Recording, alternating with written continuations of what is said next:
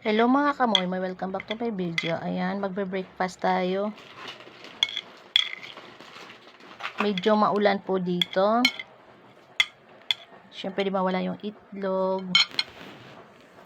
At saka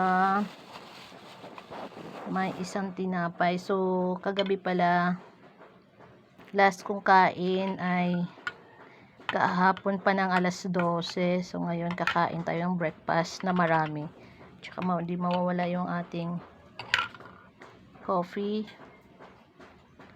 at konting kanin.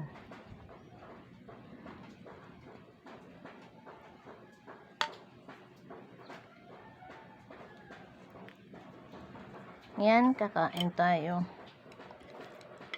Gusto ko kasi may konting kanin.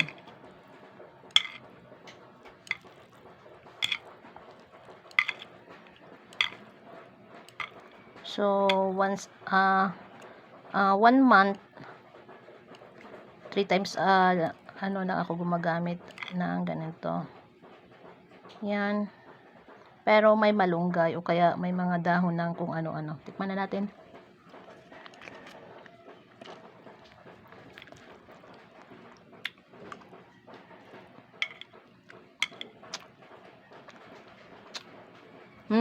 Dito nagtatapos ng baby, oh. Paalam.